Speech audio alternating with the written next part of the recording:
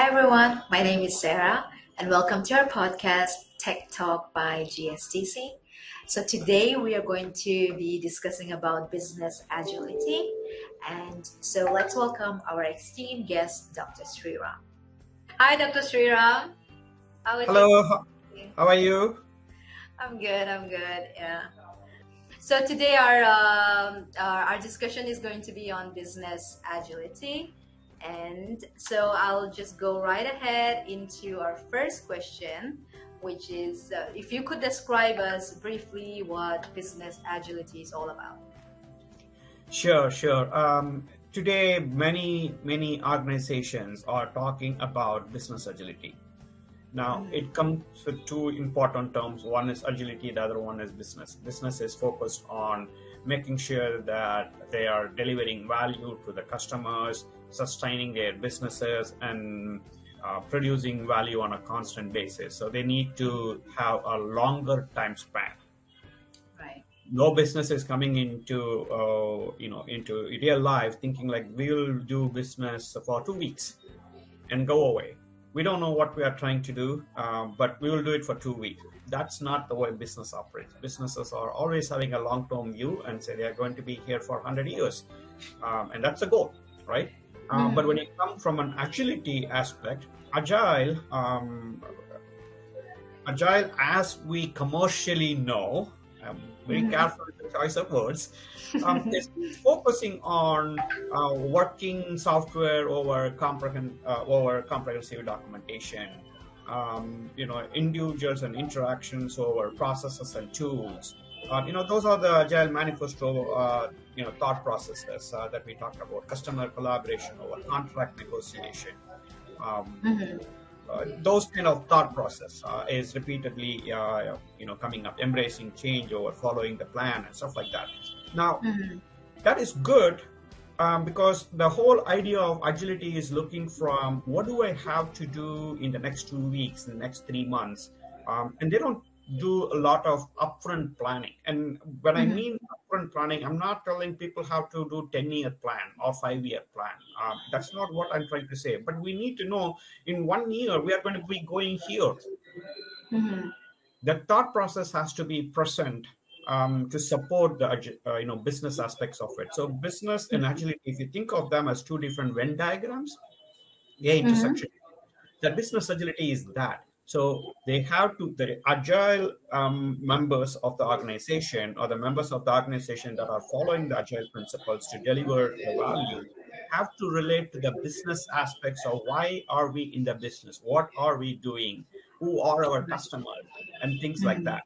And then the business aspects of the members should really come and say, what are the processes, tools, capabilities, and stuff like that that we need to have in an organization so that that particular team is able to survive. So there needs to, Mhm. a symbiotic movement. So business agility, if I were to define, it's the ability of organization to realize value in a very predictable, sustainable, stable, and secure way without Mhm. compromising any quality. That is business agility. So, in order for Right. this to happen, the business has to see how the teams deliver value, and the teams that are delivering value have to really see what is the business and where are we heading. Mhm. Okay, right. So you have the business, and then the agility part brings in, it makes it more efficient and it makes it more productive and it just makes everything else better in terms Right, of, and it's right. a symbiotic movement. So business team helps the agility aspects of it. The agility aspects of it is actually helping the business aspects of it. So both have to work in tandem. If they Mhm. don't, then it's not a command control kind of a thought process. It's like I would like to understand what you are doing so that I can help you, and you are going to come and review this with an open mind to help on the other side of the equation. So both Mhm. of us should see eye to eye. Right, yeah. Yeah, that is very important. So what are the components of business agility? I'm glad you asked that question. So let me break it down, because when we say agility is the organization's ability to quickly move into all these elements with stability, sustainability, and value delivery and stuff like that, without compromising quality, there are four critical elements that come into the business agility. And this is my own thought process of how Mm-hmm. I define business agility. And in my humble opinion, there are four critical components of business agility, and I call them step into Mm-hmm. business agility. So step is an acronym here. So strategic agility, the S stands for strategic agility. So when you are talking about strategic agility, it's about investing in proper relationship, grooming those relationship, and promoting the engagements. And this could be within the team, it could be outside the team, different stakeholders and partners, and many other ecosystem that comes into play, but primarily focusing on investing in relationship to identify the market needs, because a company cannot come and say this is where we want to go, because the Mm-hmm. input is coming from multiple different elements, multiple different areas, and you want to have the relationship, the trust in that relationship, for them to come and say there is a market trend here, we should explore this, we should investigate this. And that's when innovation begins, right? The next one is going to be more of a technical agility. This is the T of the step. Mm-hmm. The technical agility, we are looking at what are the technologies that are emerging, right? For instance, recently, we are talking about chat gpt, right? And immediately people are jumping and saying, "How do I include Chat GPT driven ideas and stuff like that?" But the whole idea of artificial intelligence is not new. Chat GPT did not come and identify artificial intelligence. We have known artificial intelligence for more than 3 decades now. As soon as somebody comes with an idea and say, "Hey, this is a language driven model that can do XYZ," and immediately people are jumping and say, "Oh, let's do this." That's not Right. technical agility. Technical agility is constantly looking for whatever is happening in the emerging marketplace, in the technology arena, and see how they can actually incorporate these thought processes into their agile ways of working. Mm-hmm. That's the technical aspects of it, which means a technical person should understand markets as well as technology. A business person should understand markets as well as technology. Remember, I said, like, the intersection A, intersection B, that's the only time this will come together. The next one is, these are all great. Strategic agility and technical agility is great. But then if you look at this from an execution standpoint, how are we organizing ourselves so that we are able to deliver that value? Mm-hmm. That's the Yeah. execution agility. And this execution agility is most of the time what people talk in terms of, agile, scrum, dsdm, xp, crystal, and all those things. When we are talking about all these things, it's all focused on, let's take a sliver of 2 weeks, let's take a sliver of 2 months, and then Mm-hmm. focus on what we are trying to do. At the end of 2 months, what are we trying to do? What is the market going to be better off? What is the We are delivering some value to the customer. How did the customers benefit? Can you articulate? Mm-hmm. How are they better off? They don't understand. Also, we a bunch of user stories were committed. We delivered on them. So they're not thinking that that connection with the strategic agility. So they're just Right. doing that, and that's the biggest problem with agile ways of working, because you don't Mm-hmm. connect business agility aspects of it. The final one is going to be the portfolio agility, because portfolio programs and products, and then within the products, there's going to be projects. So all elements are connected. When you do not understand the process that connects the portfolios, the programs, the products, and the projects, you start thinking like, "Oh, I'm a project manager, but now the world is telling we have to move into agile and we have to become a scrum master." Does that Mm-hmm. mean that the schedule, the scope, the cost, the risk, all these elements are now gone? No, Mm-hmm. that's not the case. All the elements of project management principles are still applicable. Now, if you look at the example definition of a project itself, it's a temporary endeavor to deliver a unique product, service, or result. So, product is part of Mm-hmm. the project but product is long term, projects are short term. So people don't connect all these things. And only when you connect all these things, you are able to actually connect and say business agility is a combination of strategic agility, technical agility, execution agility, and portfolio agility. Mhm. Yeah, I like the way you explain them in the step process, and actually, it's very nice to the portfolio part is I think where most of the time we tend to forget that part, and that is equally important. So that's really nice the way you explained it. So thank you for that. And now I want to ask about the or self-organization, which everyone is talking about, autonomous teams, and what criteria you need to meet as an individual or in a company to become truly agile. Good. So, what are the criteria we need, and where can we start? Yeah. Very good, very good. So let's go back to some of these concepts here. Yes, we have been talking about self-organization for a long period of time. It's not Mhm. new. We have been talking about that. So when you think about this, the individuals have to become groups. When you say, a group, it's like a QA group, an engineering group, a creative group, a script writers group, content group, marketing group. These are all groups.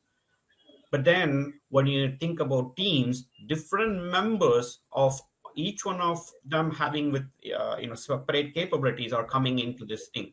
So Yeah. teams are more about self-organization.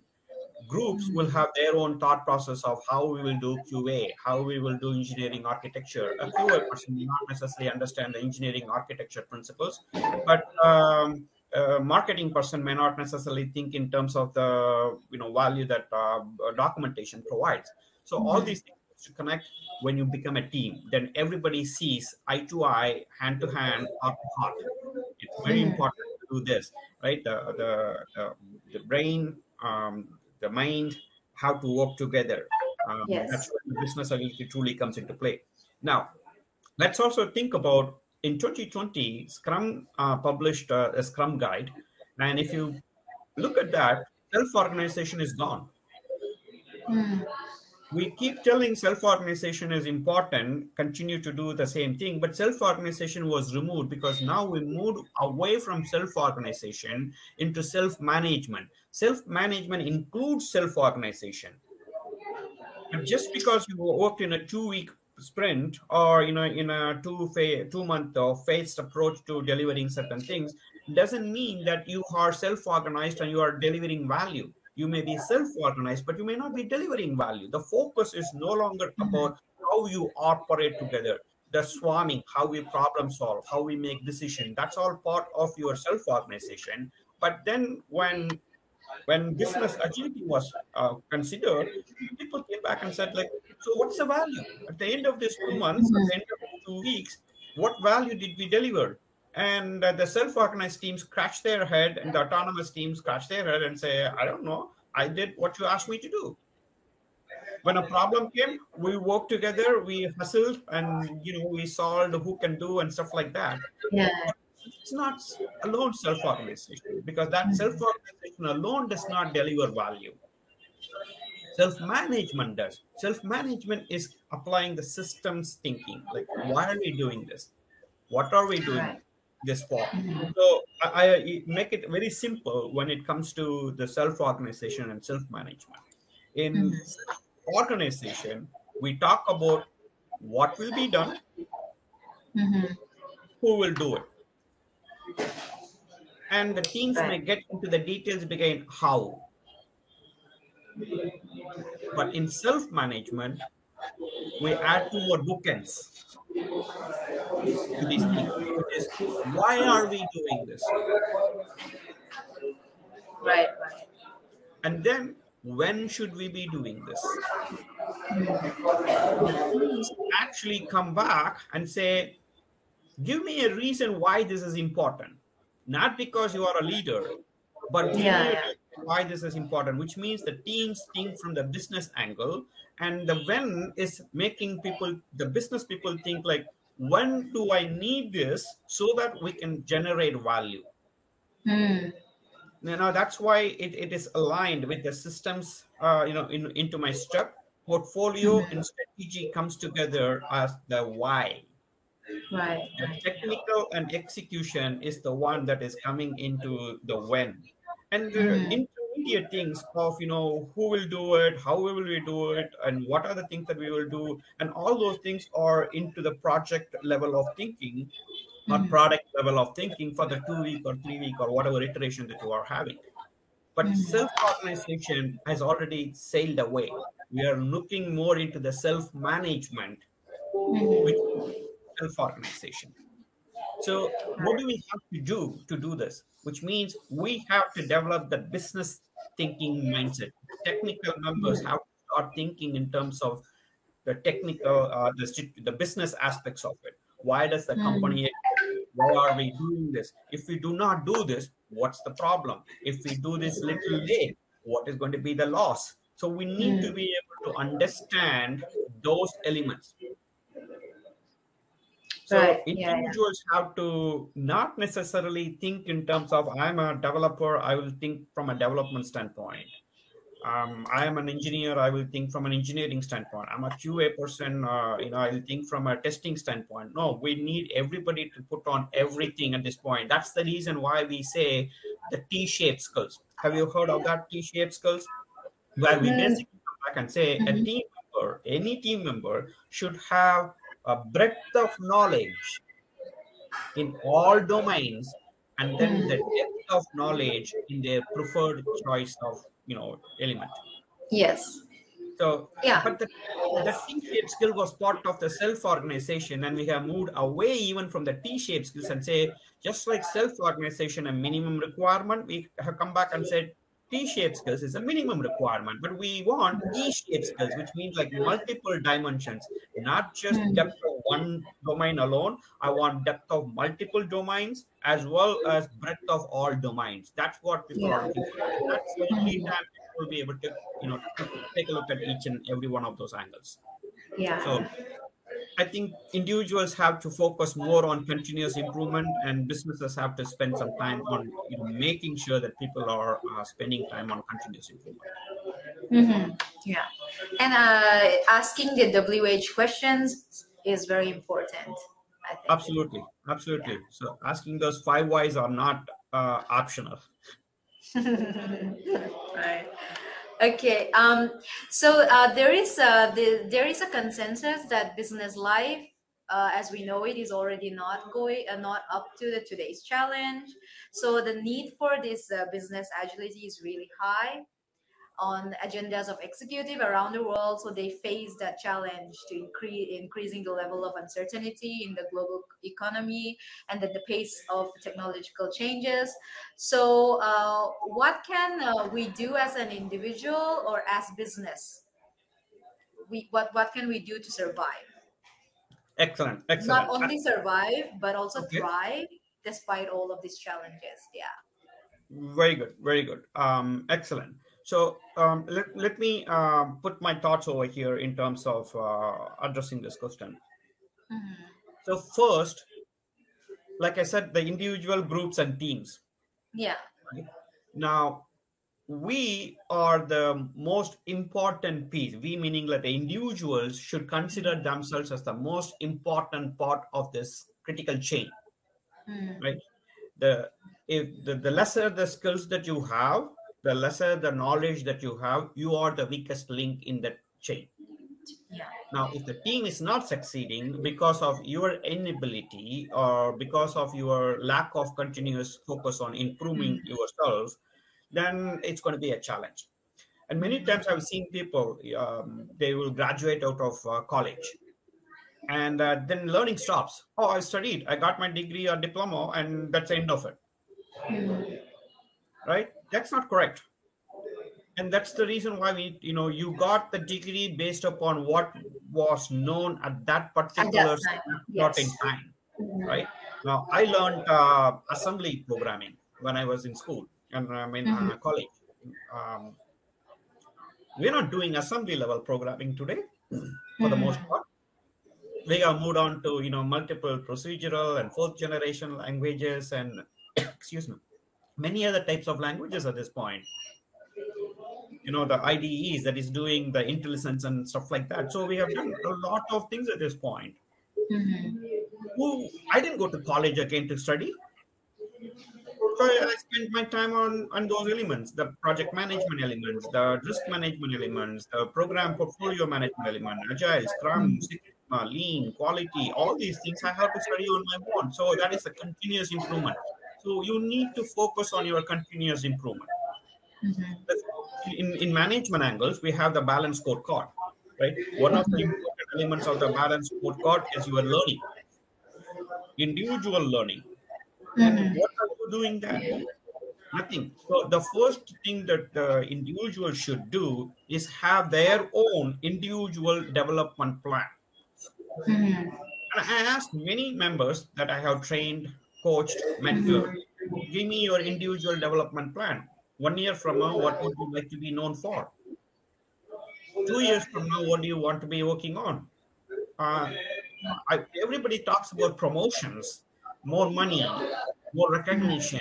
Nobody talks about more continuous improvement, more learning.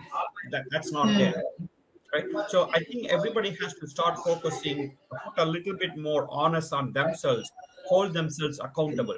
And again, if you take a look at the Scrum Guide, again, I'm telling these things because I want to make connections to things that are already happening. It's not just my thought alone.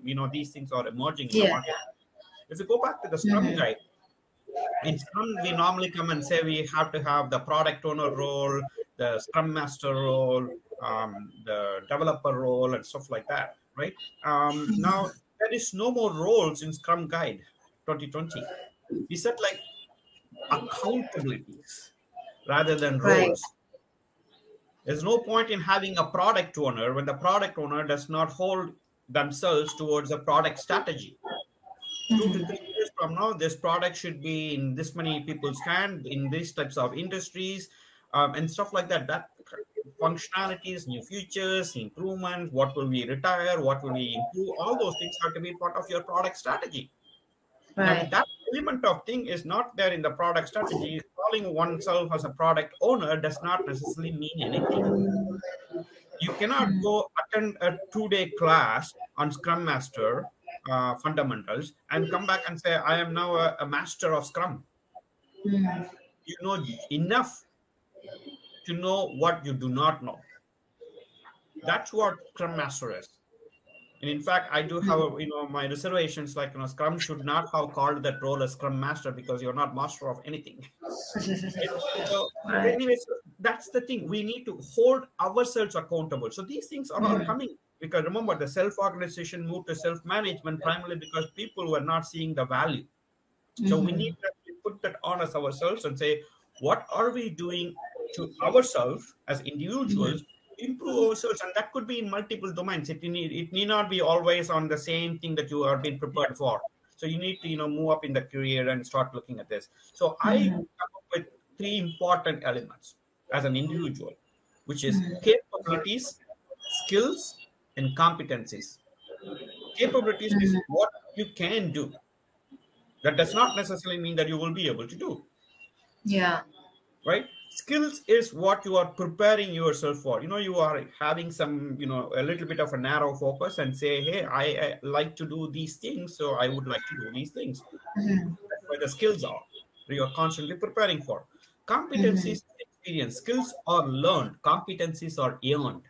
The experience that is going to come. And you don't need to look for the job experience. You volunteer. In volunteering, you are gathering a lot of experience in different domains. I mean, people come and ask me, Sriram, how come you are having experience in finance domain, healthcare domain, pharmaceutical, medical sciences, life sciences, insurance, in farming, and I don't have that much employment experience in each and every one of them, but I volunteer myself in different organizations where people come and say, this is a challenge, and now I have opportunity to learn by applying my skills. So that's where the profession and passion becomes the vocation and vision. We're connecting them. So capabilities, skills, and competencies. These are very important things. Now, from a business standpoint, when somebody is taking a look at the team members into the organization and stuff like that, they have to ask four important questions. One is, can you do the job, Mm-hmm. which is talking about capabilities. You might be a Mm-hmm. project manager, you never worked on agile approaches, and do you want to be a product owner in this thing? Can you do the job? Which means you have to assess, do I have the skills or do I have the interest to continue Mm-hmm. moving forward, right? That's the first thing.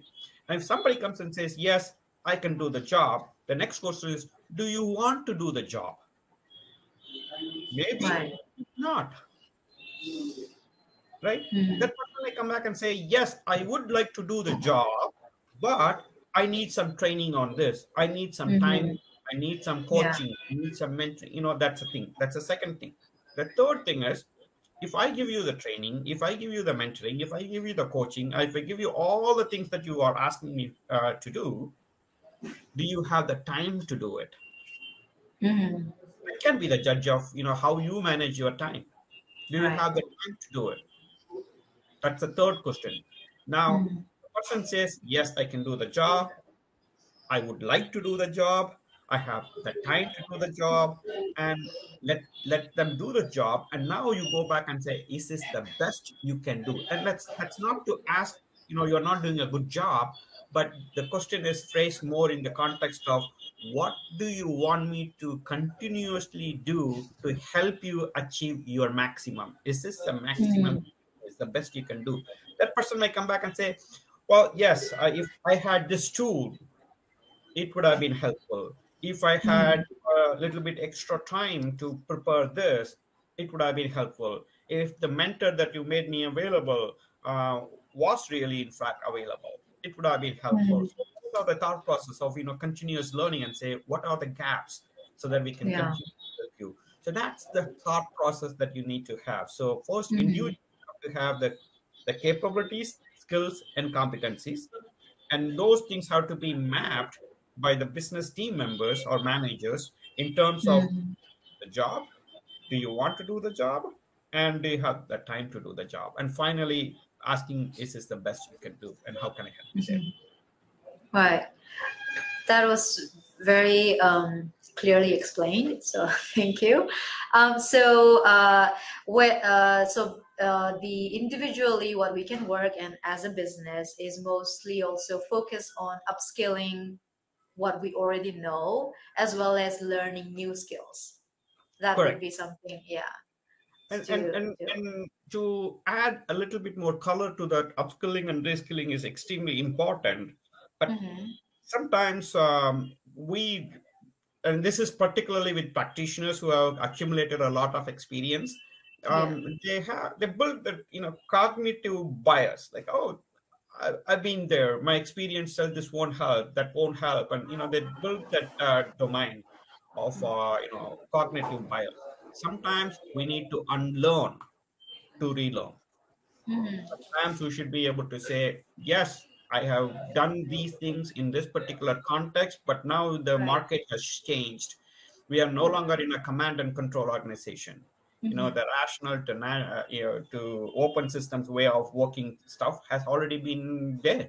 And so how do we actually adjust ourselves in the new market environment? So that means we have to unlearn our ways of talking with others, our Yeah. ways of developing products. So Mm-hmm. sometimes upskilling will require unlearning first. Yes, that's true. Yeah.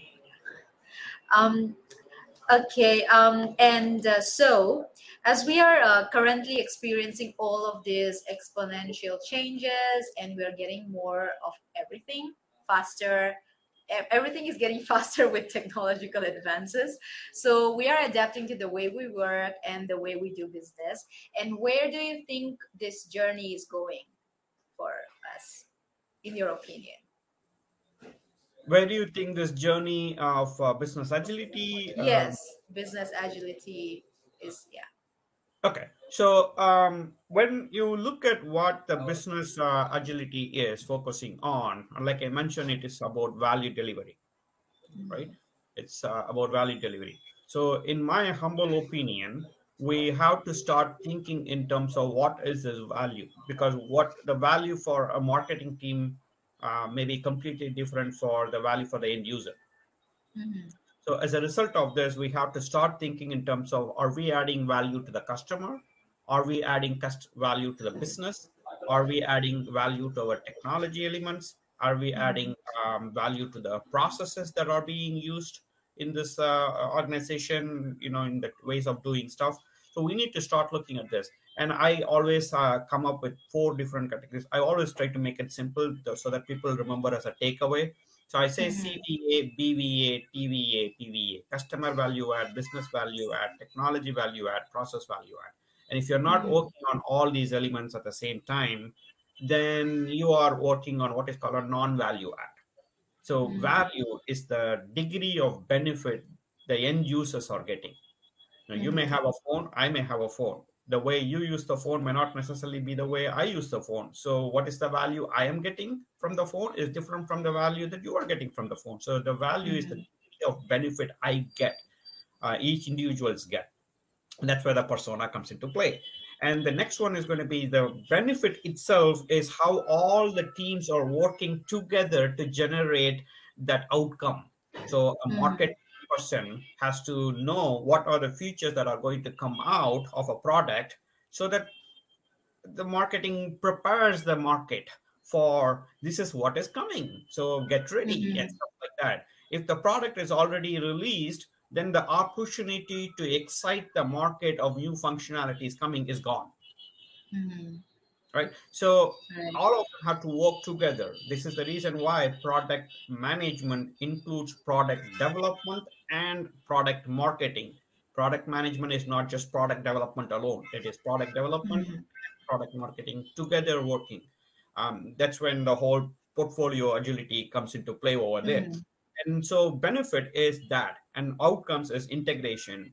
So that concept of outcome, value, and benefit has to constantly be absorbed by the teams. It is not there yet. We are still Yeah, operating yeah. silos, and that silos, those walls have to be broken, and we need to start building the bridges.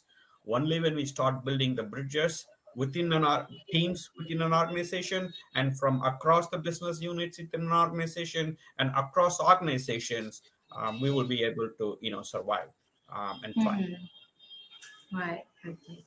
Yeah. Um, yeah. Thank you for all the insightful information that you've been sharing. So we're coming to the end of the discussion. Yes.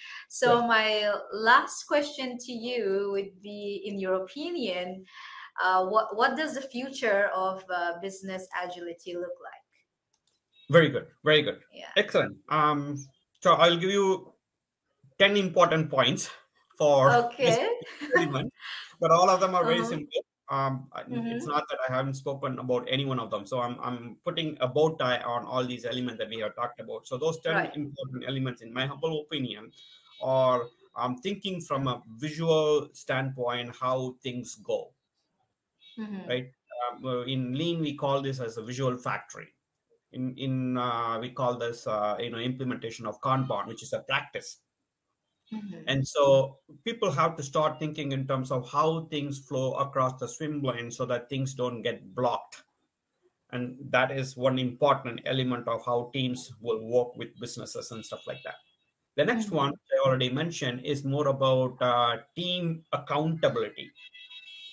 It's not just individual commitment, but team level accountability, which means sometimes I may have to step as a business analyst, and I cannot come and say I'm a product manager or a project manager. I need to think like a business analyst, and a business analyst should be able to think like a product owner. And Mm-hmm. we are moving into this thing of how unit testing has to be done before actual development will be done, right? The test Mm-hmm. driven development. So you write the Mm-hmm. test cases before you actually do this. So the testers may have to help them out. Operations may help the DevOps, how development should think in terms of operations. So team level accountability, which is not Mm-hmm. just group level accountability. And I differentiated the group from the team before, everybody coming together. The next one is going to be focusing on systems thinking, which I talked about the why. Like, why are we doing this? What are we trying to do? How do we know that we have arrived? What's the value we are getting out of this? What are we going to Mm-hmm. start doing that so that we will release capacity for these things? These are all part of systems thinking questions. We have to start knowing what systems thinking is. Systems thinking is not computer product system thinking. It's more about Mhm. holistic system thinking of how business operates and how we support value delivery. The Mhm. fourth thing is going to be intelligent automation, right? The intelligent automation is making sure that we automate only what needs to be automated. It's like not thinking from a metric standpoint. Don't run everything from a KPI standpoint.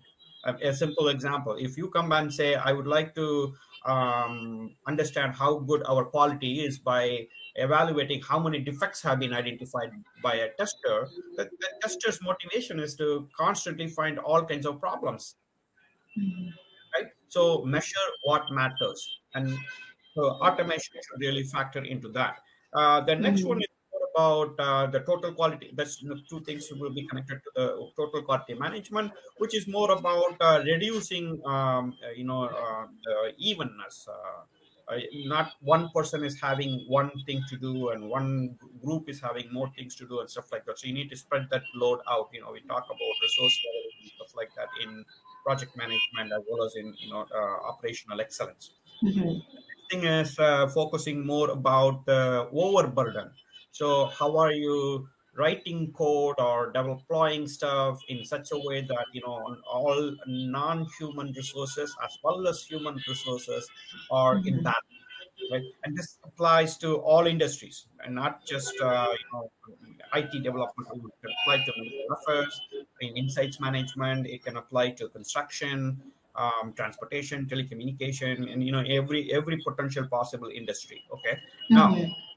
if you focus on to the other few elements that I wanted to talk about, which is more about um, product thinking as well as the process thinking. I mentioned this before, product improvement ideas as well as the processes that support this whole thing, which Mhm. aligns with the minimizing the burden, reducing the unevenness and stuff like that, right? And when you do all these, eight things that I have mentioned, two more additional factors come into play because people are beginning to look into these things. Market Mhm. research. What are you bringing to the table from webinars that you attended, conferences that you went, books that you did, TED talks that you felt? What are you bringing to the table in terms of the incremental innovation as well as radical innovation ideas? And Mhm. finally, through these things, you are looking from a business value. And which I mentioned before, why are we in this business? Who are our customers and end users, and how this business value constantly generates customer value? When you map all these 10 elements, which are, again, I'm trying to remember all of them: the visual factory, the team level accountability, systems thinking, intelligent level of automation, unevenness reduction, overburden reduction, and then Mhm. product improvement, process improvement, market research, and business value. If you do all these things, and then you are going to be really successful. And if you pay close attention, each and every one of them is also associated with two important elements. One is risk management. The other one Mhm. is ethics. Ethics and risk management are closely tied into each and every one of these elements. And the more you understand risk management and ethical concepts, the more all these values will come into play. Mhm. Okay. Thank you for that. Yeah, and your all of the the things that were discussed today was very informative and insightful, and I learned a lot as well. So thank you for coming to our podcast. And so this is the end of it, and we hope to see you maybe next time again. Sure, definitely. Yeah. Thanks for having me. I really appreciate sharing my insights, and let's speak it Mhm. into existence. Instead of saying maybe, let's make sure that we will do it one more time. So Sure. Yeah, yeah. It's nice to meet you, Sriram. Yeah. And thank you very hopefully much. we'll see, I- yeah, maybe next time Definitely, again. Yeah. definitely, All right. definitely. Thank I you very Yeah. much. All right. Yeah. Have a good day. Have a Yes. good day. All Bye right. bye.